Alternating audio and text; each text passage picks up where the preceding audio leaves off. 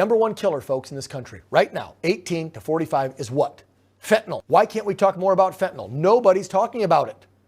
You get a little blurb on a CNN or a ABC here or there, but nobody is talking truth and truth to power. San Francisco, police found that a 10-month-old baby barely survived a massive overdose of fentanyl after ingesting just a small little pill the little kiddo found in a public park. The baby's nanny didn't see that the baby started turning blue, but thankfully somebody did, called paramedics, and the little toddler's okay. Hopefully they'll make a full recovery.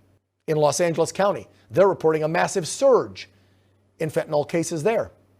Who's directly affected the most right now? Teenagers. They have more kids in LA County right now missing school for medical emergencies due to overdosing than ever before.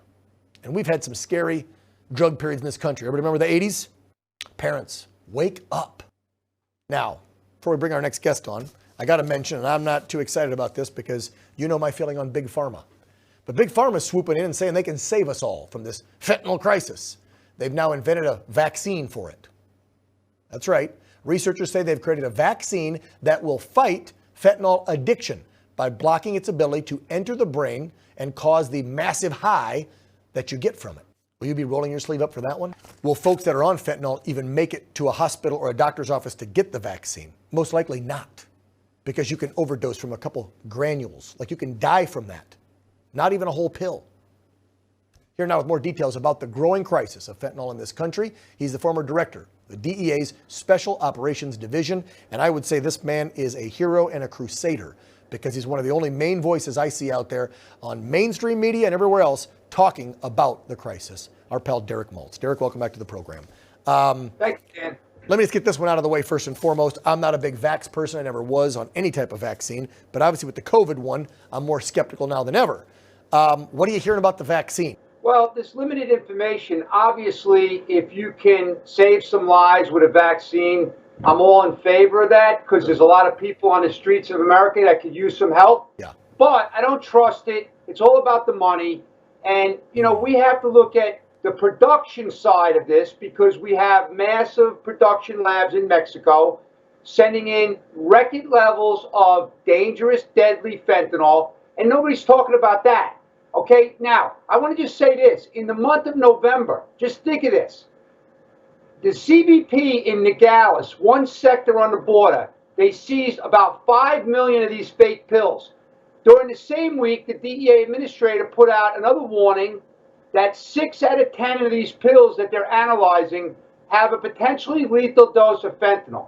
That means CBP in one sector could have saved 3 million American lives. Wow. So it's very simple, Dan. We got to shut down those production labs. Yeah, I also heard they made a big bust of one of the biggest ever in Texas of liquid fentanyl. Right. So now they're obviously doing it here. I thought they were lacing the pills in Mexico with the crap they're getting from China, but now they're just bold enough, they're bringing it all in, which means they've got their factories and workshops where they're mixing and cooking it up here, right? And lacing the pills with it in our own country.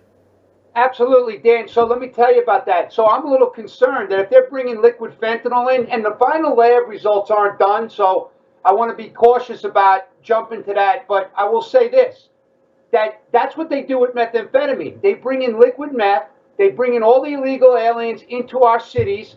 They have conversion labs, these multi-100-pound conversion labs of methamphetamine. If they start doing that with liquid fentanyl, we're in deep trouble, a lot more than we are now. And we're already in deep trouble right now. Right. I mean, number one killer. Why aren't people screaming from the rooftops, Derek? And especially parents to their kids. Question. But let me take it one step further. Not only are they not talking about it, our president in December said that the drug crisis is an unusual and extraordinary threat to U.S. national security. So on one hand, he says that, but then he leaves the border wide open. Makes no sense.